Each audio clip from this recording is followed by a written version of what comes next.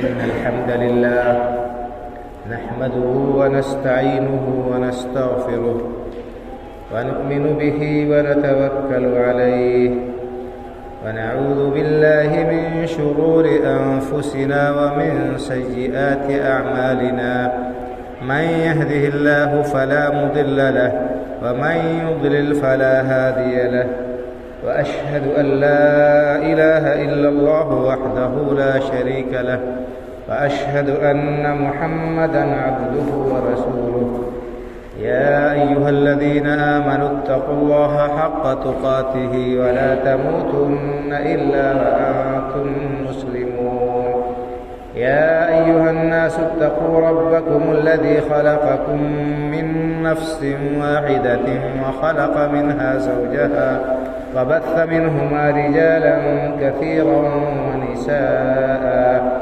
واتقوا الله الذي تساءلون به والأرحام إن الله كان عليكم رقيبا يا أيها الذين آمنوا اتقوا الله وقولوا قولا سديدا يصلح لكم أعمالكم ويغفر لكم ذنوبكم ومن يطع الله ورسوله فقد فاز فوزا عظيما أما بعد فإن خير الحديث كتاب الله وخير الهدي هدي محمد صلى الله عليه وسلم وشر الأمور محدثاتها وكل محدثة بدعة وكل بدعة ضلالة وكل ضلالة في النار. أعوذ بالله من الشيطان الرجيم. ولقد خلقنا الإنسان ونعلم ما توسوس به نفسه ونحن أقرب إليه من حبل الوريد إذ يتلقى المتلقيان عن اليمين وعن الشمال قعيد ما يلفظ من قول إلا لديه رقيب عتيد وجاءت سكرة الموت بالحق ذلك ما كنت منه تحيد ونفخ في الصور ذلك يوم الوعيد وجاءت كل نفس معها سائق وشهيد لقد كنت في غفلة من هذا فكشفنا عنك غطاءك فبصرك اليوم حديد وقال قرينه هذا ما لدي عتيد ألقيا في جهنم كل كفار عنيد مناع للخير معتد مريب الذي جعل مع الله إلها آخر فألقياه في العذاب الشديد قال قرينه ربنا ما أطغيته ولكن كان في ضلال بعيد قال لا تختصموا لدي وقد قدمت إليكم بالوعيد ما يبدل القول لدي وما أنا بظلام للعبيد. وقال النبي صلى الله عليه وسلم حق المسلم على المسلم ست قيل وما هن يا رسول الله قال إذا لقيته فسلم عليه وإذا دعاك فأجبه وإذا استنصحك فانصح له وإذا اعطس فحمد الله فشمته وإذا مرض فعده وإذا مات فاتبعه أو كما قال صلى الله عليه وسلم رب اشرح لي صدري ويسر لي أمري واحلل عقدة من لساني يفقه قولي سبحانك لا علم لنا إلا ما علمتنا إنك أنت العليم الحكيم. ہر قسم کی حمد و ثنا کا مستحق اللہ وحدہ لا شریک ہے جو ساری کائنات کا خالق و مالک پروردگار و پالنہار ہے اور وہی اکیلا عبادت کے لائق ہے. اس کے سوا کوئی بھی ہستی عبادت کے لائق نہیں. ہم اس پاک پروردگار کی حمد و ثنا بیان کرتے ہیں. بے شمار صلاۃ و سلام نازل ہو سید الاولین والآخرین امام الانبیاء والمرسلین شفیع المذنبین جناب محمد رسول اللہ صلی اللہ علیہ وسلم پر، آپ کے آل اولاد و متبعین پر. معزز حاضرین جمعہ، دینی و ملی بھائیوں اور بزرگوں، آج کا زمانہ بڑا عجیب زمانہ ہے. لوگوں کی سوچ کے پیمانے بدل گئے ہیں، ہوا کا رخ الٹا ہوتا جا رہا ہے اور عجیب و غریب صورتحال ہوتی جا رہی ہے۔ آج آزادی اور آزاد خیالی اس قدر بڑھتی جا رہی ہے کہ لوگ اس کے حدود کو بھی پھلانگ چکے ہیں۔ آج ہر شخص کو اپنا حق یاد ہے کہ ہمارا یہ حق ہے اور ہم کو ملنا چاہیے۔ بھائی بھائی سے گیلا کر رہا ہے کہ اس نے میرا حق مار لیا، میرا حق دبا لیا۔ پڑوسی سے شکایت کر رہا ہے، اس کو شکایت ہے اور تکلیف ہے کہ اس نے میرا حق دبا لیا۔ تو ہر شخص کو اپنے حق کی فکر ہے اور حق لینے کے لیے وہ ایڑی سے چوٹی کا زور لگا رہا ہے۔ عوامی سطح پر بھی آئے دن دھرنے، پردرشن، مظاہرے، احتجاجات ہوتے رہتے ہیں۔ ہم کو ہمارا حق ملنا چاہیے، ہم کو ہمارا حق ملنا چاہیے۔ یقیناً ہر شخص کو اس کا حق ملنا چاہیے، جس کا جو حق ہے اس کو وہ ملنا چاہیے، لیکن معاملہ ایک طرفہ نہیں ہونا چاہیے۔ جیسے ہمارا مطالبہ برحق اور صحیح ہے کہ ہمیں حق ملنا چاہیے ہمارا، اسی طرح سے ہماری یہ سوچ بھی ہونی چاہیے، ہماری یہ فکر بھی ہونی چاہیے کہ ہمارے ذمے کیا حقوق ہے لوگوں کے، ان کو ہم ادا کریں۔ ہم اپنا حق یاد رکھیں، اپنا حق طلب کریں اور دوسروں کے حقوق ہمارے اوپر کیا ہے ان کو ہضم کر جائیں، اس کی طرف دھیان نہ دیں، اس کا خیال نہ رکھیں۔ یہ دوہرا پیمانہ یہ ہرگز قابل قبول نہیں۔ اور اسلام نے ہمیں جو تعلیم دی ہے، قرآن کریم میں اور احادیث مبارکہ میں ہمیں جو ہدایت ملی ہے وہ یہی ہے کہ ہم دوسروں کے حقوق ادا کریں، ہمیں فکر ہو کہ ہم دوسروں کا حق ادا کریں اور اپنا حق اللہ رب العالمین سے مانگیں، اللہ رب العالمین سے دعا کریں۔ اگر ہر شخص کے ذہن میں یہ بات آ جائے، بیٹھ جائے کہ اس کے ذمے دوسروں کے جو حقوق ہیں انہیں وہ ادا کرے، ہر شخص ذمہ داری کے ساتھ اپنے اوپر عائد حقوق کو ادا کرے، تو پھر کسی کو اپنے حق ضائع ہونے کا کوئی خدشہ اور خطرہ ہی نہیں رہے گا۔ میرے ذمے جو حقوق ہیں دوسروں کے ان کو ادا کروں، دوسروں کے ذمے میرے جو حقوق ہیں وہ ادا کریں تو مجھے میرا حق مل جائے گا، ان کو اس کا حق مل جائے گا۔ لیکن معاملہ بالکل الٹا ہے، جیسا کہ میں نے کہا، الا ماشاء اللہ الا من رحم اللہ، بہت کم لوگ ہیں جو دوسروں کے حقوق ان کے اوپر جو ہیں ان کو یاد رکھیں اور ان کو ادا کرنے کی فکر کریں اور کوشش کریں۔ میں نے آپ کے سامنے جو حدیث پاک پڑھی ہے مسلم شریف کی حدیث ہے، اس میں اللہ کے رسول صلی اللہ علیہ وسلم نے ایک مسلمان کے دوسرے مسلمان پر کیا حقوق ہیں انہیں بیان کیا۔ خاص رشتہ دار، والدین، اولاد، میاں بیوی اور دوسرے قرابت داروں کے حقوق جو ہیں وہ تو ہیں ہی، اپنی جگہ ہیں، عام طور پر بھی جن سے ہمارا کوئی نسبی تعلق نہ ہو، خونی رشتہ نہ ہو، پھر بھی اگر ہمارے کلمہ گو بھائی ہیں، اگر ہمارے دین کے بھائی ہیں، دینی بھائی ہیں، تو ان کے بھی آپس میں حقوق ہیں۔ بلکہ اسلام نے تو ساری انسانیت کے حقوق رکھے ہیں، ایسی تعلیمات دی ہیں جن میں اپنے اور غیر کی کوئی تمیز نہیں ہے، سب کے حقوق متعین کیے ہیں، ان کے حدود متعین کیے ہیں، ان کا ادا کرنا لازمی اور ضروری ہے۔ میں نے آپ کے سامنے جو حدیث پاک پڑھی ہے مسلم شریف کی حدیث ہے، اس میں اللہ کے رسول صلی اللہ علیہ وسلم نے ایک مسلمان کے دوسرے مسلمان پر 6 حق رکھے ہیں۔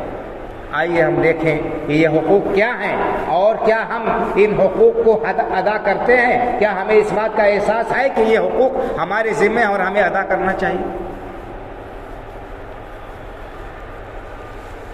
ابو ہریرہ رضی اللہ تعالیٰ عنہ راوی ہیں کہتے ہیں کہ اللہ کے رسول صلی اللہ علیہ وسلم نے ارشاد فرمایا کہ حق المسلم علی المسلم ست، ایک مسلمان کے دوسرے مسلمان پر 6 حق ہیں.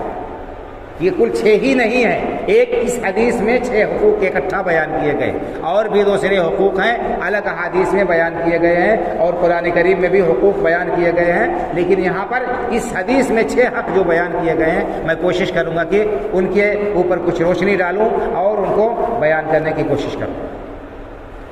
قیل وما ہن یا رسول اللہ، لوگوں نے پوچھا اللہ کے رسول صلی اللہ علیہ وسلم یہ کون سے حقوق ہیں جو ایک مسلمان کے دوسرے مسلمان پر ہیں؟ آپ نے فرمایا پہلا حق اذا لقیتہ فسلم علیہ، اذا لقیتہ فسلم علیہ، ایک بھائی جب دوسرے دینی بھائی سے ملے تو اسے سلام کرے. یہ پہلا حق ہے. آپ نے بیان کیا کہ آپس میں ملاقات ہو تو سلام کرو، السلام علیکم کہو، ان کے لیے سلامتی کی دعا کرو. یہ السلام علیکم کیا ہے بھائی اور بزرگ؟ یہ ایک دعا ہے جو ہم اپنے بھائی کے لیے دیتے ہیں، اپنی زبان سے ادا کرتے ہیں، اور یہ اس بات کا اقرار اور اعتراف ہے کہ اس کے لیے ہمارے دل میں جگہ ہے، ہم اس کے واقعی ہمدرد اور خیر خواہ ہیں. ملاقات ہونے کے ساتھ ہی پہلے اس کے لیے سلامتی کی دعا کرتے ہیں، السلام علیکم. اور اس کے معنی کیا ہیں؟ آپ کے اوپر سلامتی ہو. ہم اپنے بھائی کے لیے سلامتی کی دعا کرتے ہیں، اور سلام اللہ تعالیٰ کے ناموں میں سے ایک نام بھی ہے، یعنی اللہ تعالیٰ آپ کا محافظ ہو. اللہ رب العالمین جو سلامتی نازل کرنے والا ہے، سلامتی بخشنے والا ہے، اللہ رب العالمین آپ کے اوپر سلامتی نازل کرے، آپ کو ہر قسم کے شر سے، ہر قسم کی پریشانی سے، ہر قسم کی آزمائش سے اپنی پناہ اور حفاظت میں رکھے. کتنی بہترین دعا ہے، اور اس کی بڑی فضیلت بیان کی گئی، اس کا ثواب بیان کیا گیا. اگر ایک انسان السلام علیکم اپنے بھائی سے کہتا ہے، اس کے اعمال نامے میں 10 نیکی لکھی جاتی ہے، اور اس سے بڑھ کر ورحمۃ اللہ کہتا ہے، السلام علیکم ورحمۃ اللہ، تو 10 نیکی اور 20 نیکیاں لکھی جاتی ہیں. اور وبرکاتہ کہہ دیتا ہے کہ اب کامل سلام ہے، السلام علیکم ورحمۃ اللہ وبرکاتہ، تو اس کے اعمال نامے میں 30 نیکیاں لکھی جاتی ہیں. یہ اللہ کے رسول صلی اللہ علیہ وسلم کی صحیح حدیث ہے، اور یہیں تک ثابت ہے، یہیں تک ثابت ہے. یہ کامل سلام ہے کہ کوئی کہے السلام علیکم ورحمۃ اللہ وبرکاتہ، یہ کامل سلام ہے، اتنا کافی ہے. اس کے بعد مزید اس میں کچھ ملاوٹ کرنے کی ضرورت نہیں ہے کہ بہت سے لوگ اس میں اور آگے بڑھاتے بھی ہو، مغفرت ہو، رضوان ہو، کیا کیا.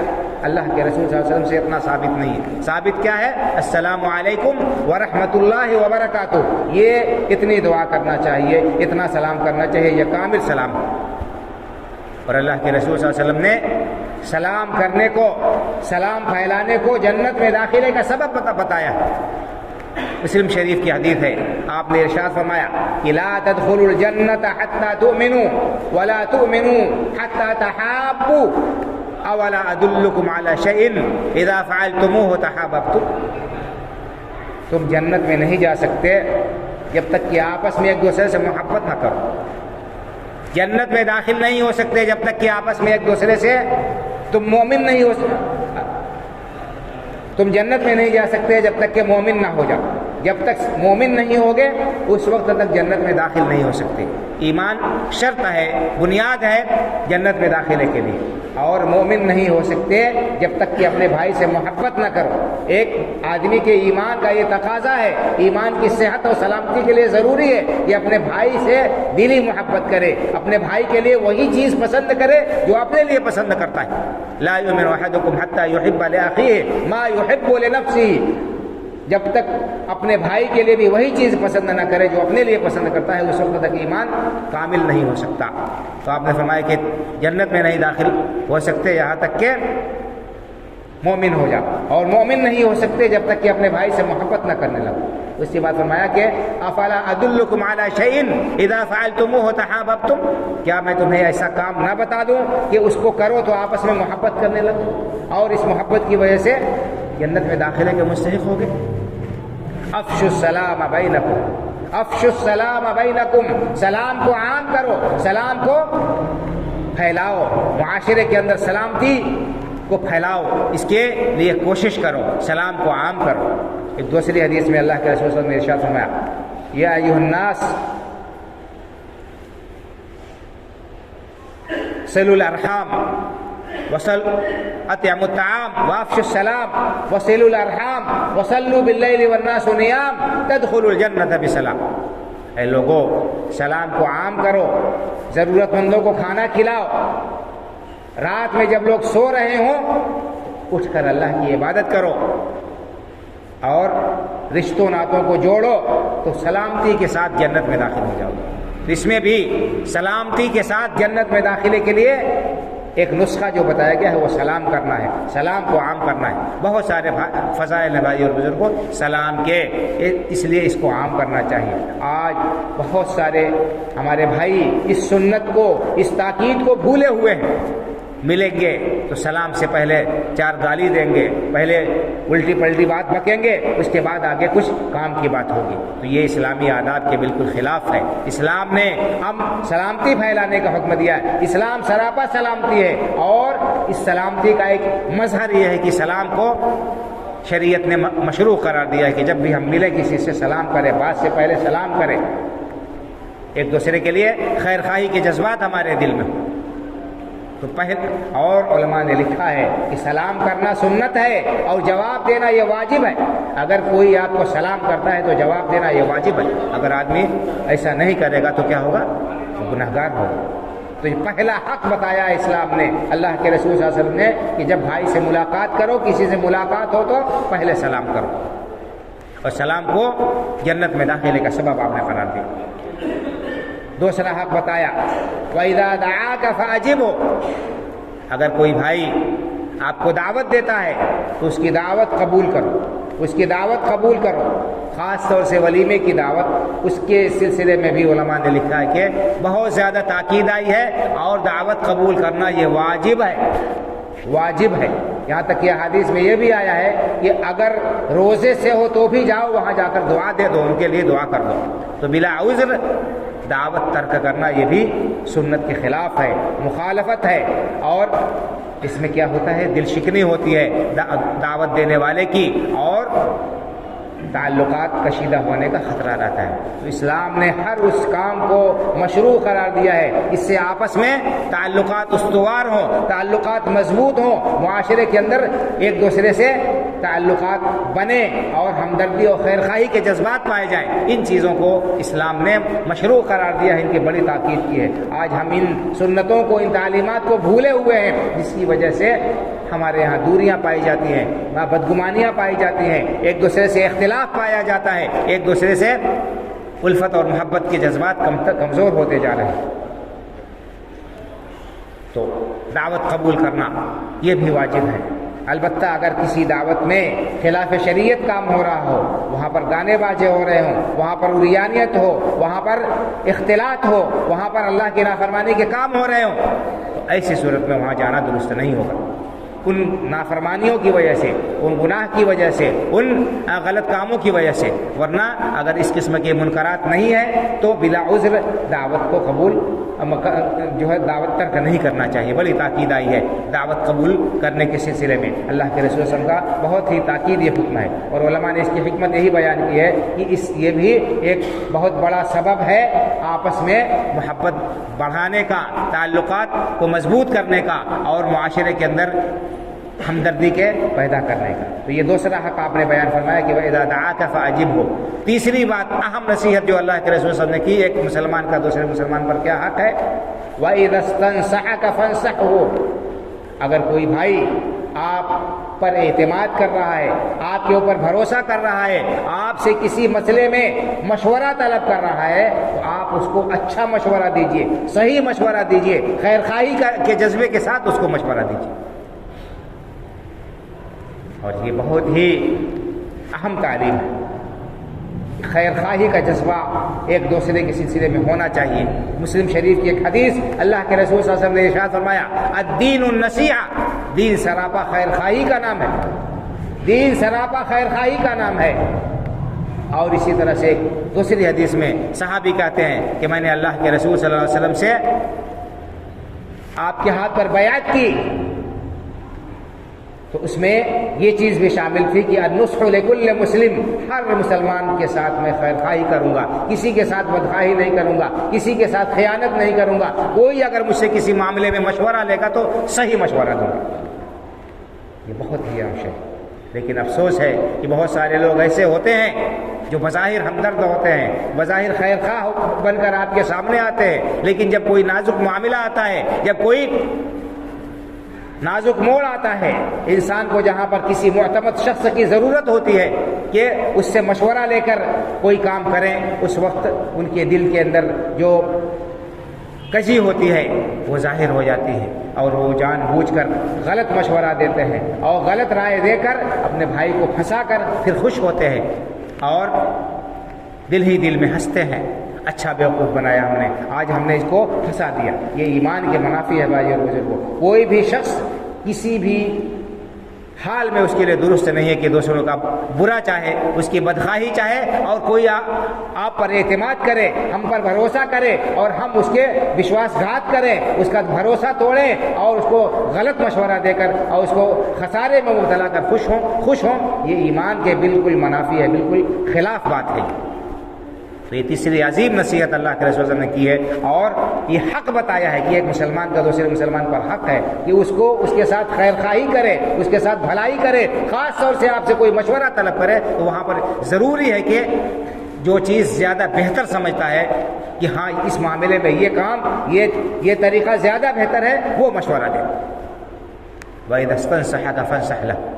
اگر آج یہ جذبات ہمارے دل میں پائے جائیں بھائی اور بزرگوں، ہم ایک دوسرے کے ہمدرد ہوں، ایک دوسرے کے خیر خواہ ہوں، تو کتنا اچھا ماحول ہو جائے، کس طرح سے لوگ ایک دوسرے سے مطمئن رہیں اور ہر شخص آسودہ اور خوشحال رہے، کسی قسم کا دھڑکا اور خطرہ نہ محسوس ہو، اور کسی طرح سے لوگ دشواری اور پریشانی کا شکار نہ ہو۔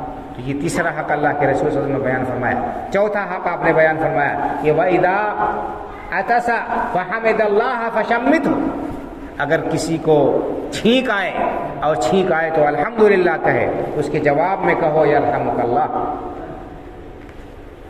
اور وہ پھر جواب میں کہے یہدیکم اللہ ویصلح بالکم۔ یہ بھی اسلام کی تعلیم ہے، چھینک آئے تو الحمدللہ کہنا چاہیے۔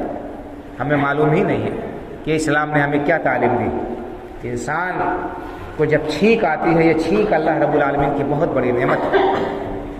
ماہرین کہتے ہیں کہ اس چھینک کے ذریعے سے انسان کے دماغ سے، اس کے جسم سے ایسے بخارات اور مادے خارج ہوتے ہیں کہ اگر انسان کے جسم میں وہ پھنسے رہیں، وہ بخارات، وہ مادے دماغ پر چڑھ جائیں تو پھر انسان کی ذہنی کیفیت بدل جائے، انسان پریشان ہو جائے۔ تو اس نقصان دہ اور تکلیف دہ مادے کو چھینک کے ذریعے سے اللہ رب العالمین نے نکلنے کا بندوبست کیا، تو یہ اللہ رب العالمین کا بہت بڑا انعام ہے۔ اس لیے اس نقصان دہ اور تکلیف دہ مادے کے نکل جانے پر اللہ کا شکریہ ادا کرنا چاہیے، الحمدللہ کہنا چاہیے۔ اسی طرح سے انسان کو جب قضائے حاجت کر لے، پیشاب پاخانے سے فارغ ہو، اس وقت بھی دعا سکھائی گئی ہے کہ انسان کیا کہے، الحمدللہ الذی اذھب عنی الاذی وعافانی، الحمدللہ الذی اذھب عنی الاذی وعافانی۔ اس اللہ کے لیے ہر قسم کی تعریف ہے جس نے مجھ سے تکلیف دہ چیز کو دور کر دیا اور مجھے عافیت سے نواز دیا، مجھے عافیت عطا فرمائی، اور اللہ تعالیٰ نے میرے ساتھ یہ فضل و کرم کیا۔ پیشاب پاخانہ اگر کسی انسان کا رک جائے، کسی انسان کا پیشاب بند ہو جائے، کیا صورتحال ہوتی ہے، کتنی تکلیف میں وہ انسان مبتلا ہوتا ہے اور کتنی پریشانیاں وہ جھیلتا ہے، اس کے لیے کیا کیا کرنا پڑتا ہے۔ تو یہ تکلیف دہ چیز اللہ رب العالمین کے فضل سے جو خارج ہو جائے، اس پر اللہ کا شکر ادا کرنے کا ہمیں حکم دیا گیا ہے۔ ہر حال میں ایک مسلمان کو اللہ کا شکر گزار ہونا چاہیے۔ ہمیں ان نعمتوں کی قدر ہی نہیں ہے، ہمیں احساس ہی نہیں ہے کہ یہ اللہ کا انعام اور احسان ہے۔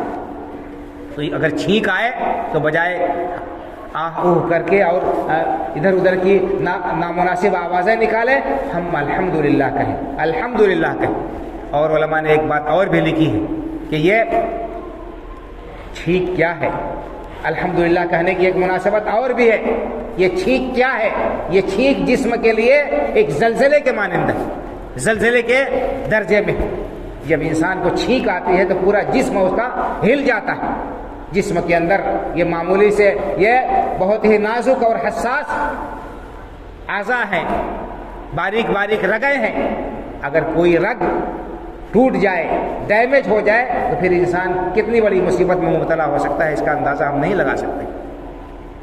تو اللہ کا شکر ادا کرے انسان کہ اس زلزلے کے بعد جو اس کے جسم پر برپا ہوا، اس کے جسم کے اندر آیا، اس کا کوئی عضو خراب نہیں ہوا، کوئی نقصان اس کو نہیں پہنچا. اس پر اللہ تعالیٰ کا شکریہ ادا کرے تو الحمدللہ کہنا چاہیے. ہمیں ان تعلیمات کے بارے میں کچھ پتہ ہی نہیں، ہمیں معلوم ہی نہیں ہے کہ ہمیں کیا ہدایت دی گئی ہے اور کیا ہمیں حکم دیا گیا. تو بہرحال چھینکنے والے کو الحمدللہ کہنا چاہیے، اور جو سنتا ہے الحمدللہ جب چھینکنے والا کہے تو سامنے والا کہے یرحمک اللہ، اللہ تعالیٰ آپ پر رحم کرے، اللہ تعالیٰ آپ پر رحم کرے، اس کے لیے رحمت کی دعا کرے.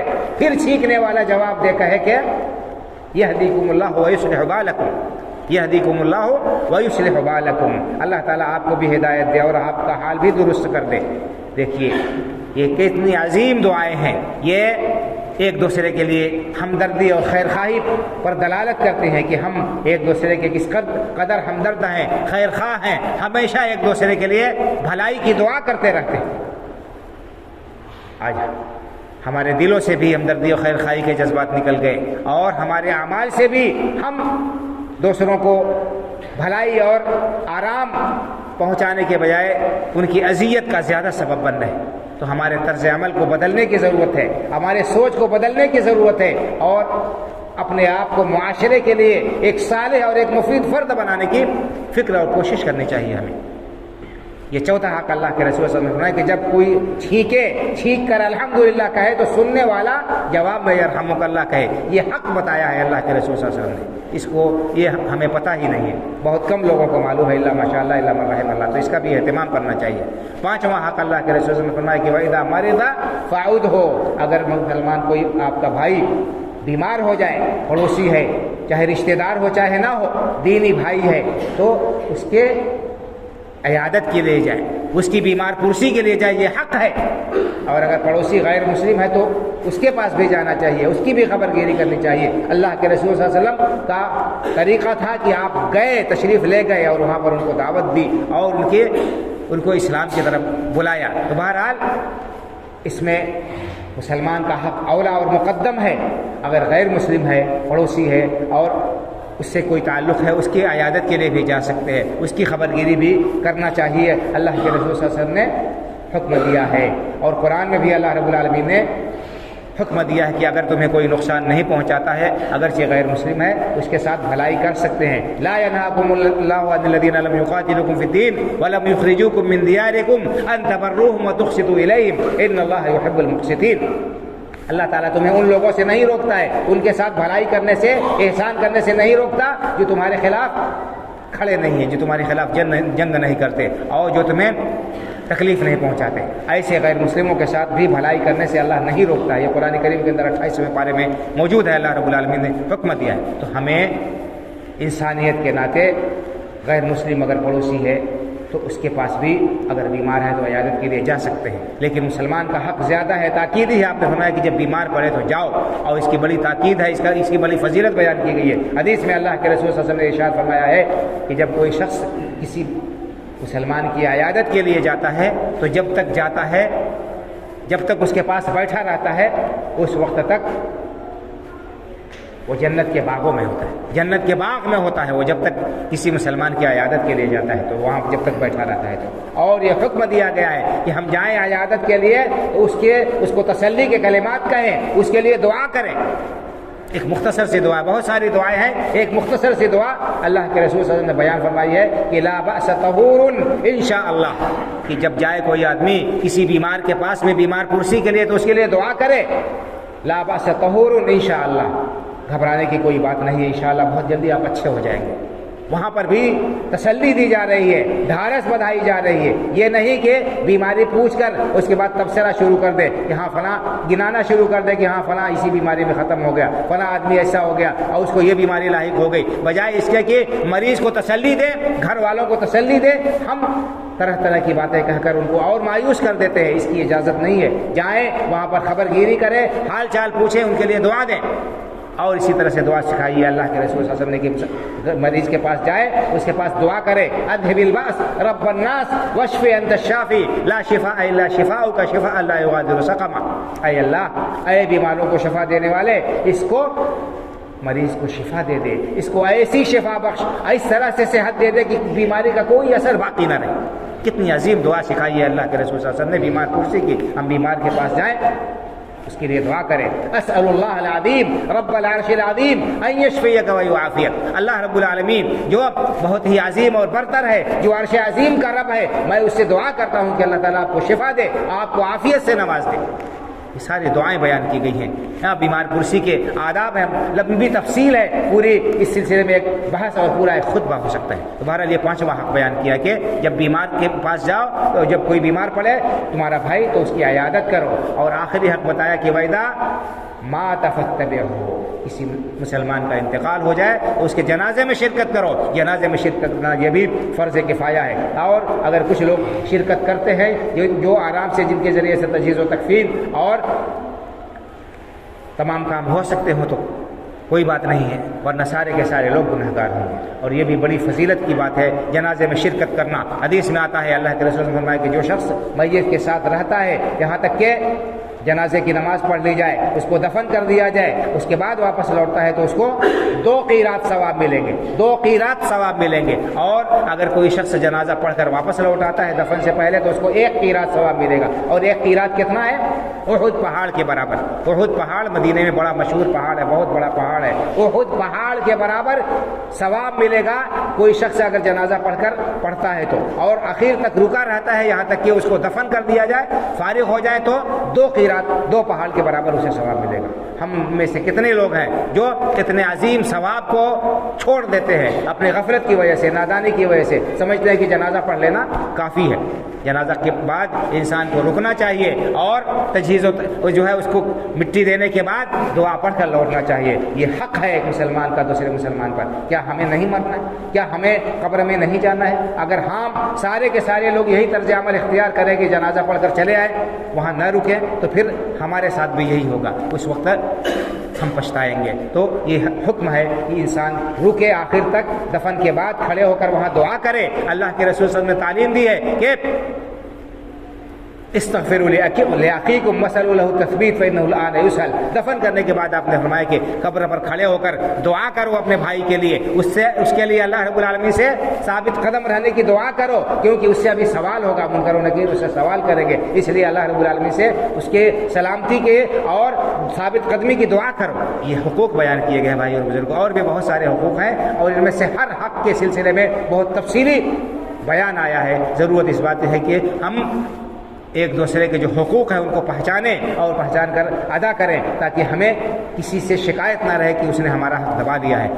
اسلام نے حق ادا کرنے کا حکم دیا ہے، حق کا مطالبہ کرنے کا کہیں حکم نہیں دیا ہے، بلکہ یہ کہا گیا ہے کہ تمہارے ذمہ جو حقوق ہیں ان کو ادا کرو اور اپنا حق اللہ رب العالمین سے مانگو، اپنا حق اللہ رب العالمین سے مانگو۔ یہاں معاملہ بالکل برعکس ہے، ہم اپنے ذمہ جو حقوق ہیں ان کو بھولے ہوئے ہیں، ان کو ادا کرنے کی ہمیں فکر نہیں ہے، اور ہمارے جو حقوق ہیں ان کو ہم مانگ رہے ہیں، ان کے لیے مطالبہ کر رہے ہیں، ان کے لیے تقاضا اور احتجاج کر رہے ہیں۔ تو اپنے طرز عمل کو اور سوچ کو بدلنے کی ضرورت ہے۔ اللہ رب العالمین سے دعا ہے کہ اللہ تعالی ہمیں ایک دوسرے کے حقوق کو پہچان کر ان کو ادا کرنے کی توفیق عطا فرمائے، اسلام پر زندہ رکھے، ایمان پر ہمارا خاتمہ ہو، آمین۔ اقول قولی ھذا واستغفر اللہ لی ولکم ولسائر المسلمین فاستغفروه من كل ذنب انه هو الغفور الرحیم۔